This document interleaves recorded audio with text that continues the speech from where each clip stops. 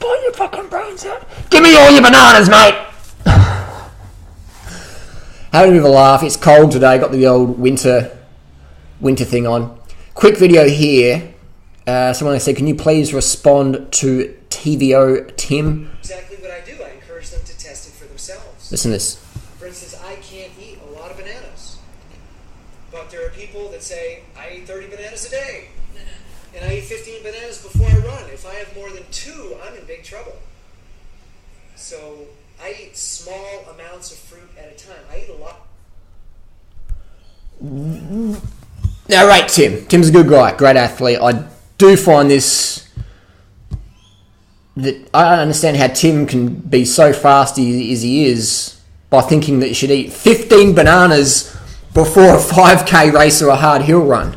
That is like, doesn't matter what you're eating that much volume of food in your little stomach before a hard run is like, you have not enough blood in your lungs and legs and stuff to like get the oxygen going for your red blood cells. To eat that much food before a fast run, a hill run, like, and then go, bananas don't really work for me. I don't eat 15 bananas before I go do a fucking 5k race or a hard run, because I know I'll be losing like a minute and a half, 2 minutes, and I'll be spewing up, because the body doesn't want to have that much food when it's going to go hardcore. You don't need to have 1,500 calories in your stomach to run a 16 or a 17 minute 5k race. You're not going to burn 100 calories a minute. If you're doing an ultra marathon where the pace is very slow because it's 100 miles or 50 miles or whatever, then yeah, you can have 15 bananas beforehand.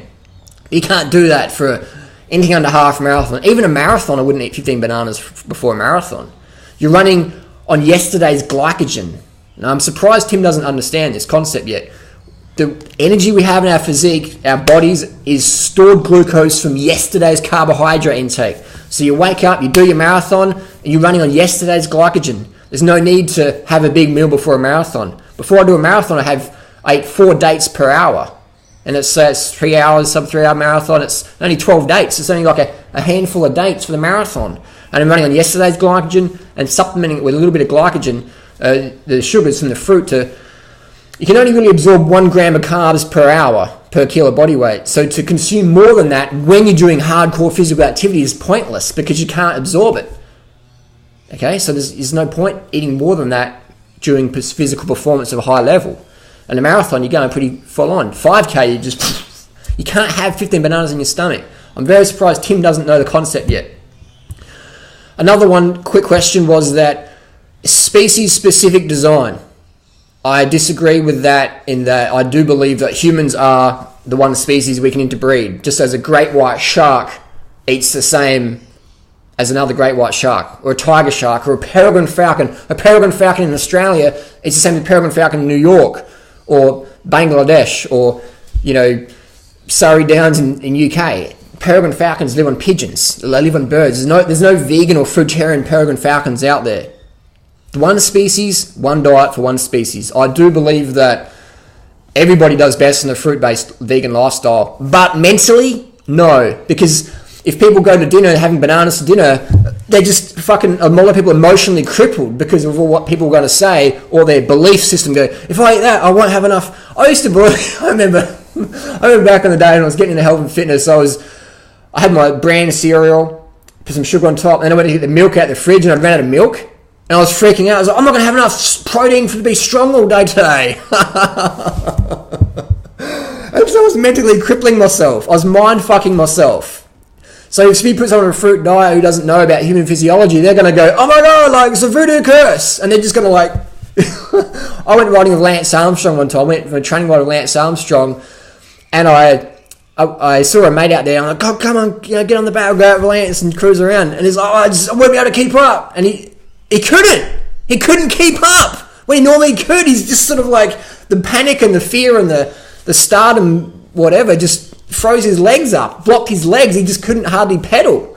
And then I went out another time with Lance, went out a few times, and some guys caught up with us. One of the guys were crashing uphill. They were like, just fucking freaking out, and they hit a fucking gutter and crashing uphill, man, up the freeway, up the old freeway, so in Adelaide. So it's just, you're mentally freaking out. Now, there's a difference between being able to do something and not doing it. Like, you can't jump off a cliff and fly, okay? But if you can do something you normally can do, but in your mind you say you can't for whatever reason, then you won't be able to do it. So when people mentally, they can't do this lifestyle, man, because it's so far out of the box for most people. They don't have the support. Think, like, I can make anyone into a successful YouTuber or whatever, a successful athlete, doing well, fit and really lean and fit, like Freely's physique. I can get any female doing that. But mentally, not many people can do it because they're scared of the extra attention or what their family's going to think, or just they can't handle the emotional stuff that comes with that. So the fruit diet's the best. It's a species specific for sure. But mentally, people are like, they can't handle it. They just they can't. They're freaking out. So species specific diet. That's what it is. Horses all eat the same. Humans should all eat the same. We don't, because of all the governments and the traditions and all the addictions and all that bullshit. Sharks of the same species all eat the same. There's no fruitarian sharks. Lions eat all the same. Okay? Peregrine falcons eat all the same. There's no exceptions. So for someone to say humans are the only exception in the world based on blood type, hair color, height, sex, that's bullshit. Because no other animal in nature eats a different diet from its same members and its same species that it can interbreed with. Correct me if I'm wrong. A goat cannot breed with a dog. Goats don't eat meat in nature. I mean, I could be wrong. Goats run down deers and they eat the deers and horses and stuff like that. And there's maybe situations of starved goats eating eggs or whatever. But you know what I'm saying? In normal, natural situations, there is a species-specific diet. I'm sure you could trick a shark into eating some coconut.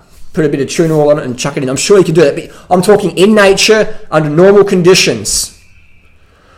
That's what I'm talking about. I'm not talking about bestiality and all that stuff. That's another video. Does that make sense? If you eat too much food before a run, you're going to feel sick. It doesn't matter if it's bananas, mangoes, watermelon, or Vitabrits. You eat more than that much food before a fast run, you're going to feel sick. A slow all-day run, eat till you're about to vomit, that's okay. But if you're doing a fast run up a hill, you can't eat much, man, because the blood's going to be in your gut.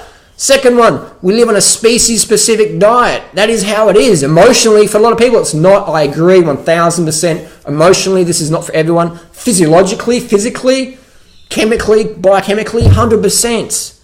But emotionally, no fucking way. Most people would rather die, unfortunately, than change their diet. Most people would rather die than go from a hot dog to a vegan soy dog.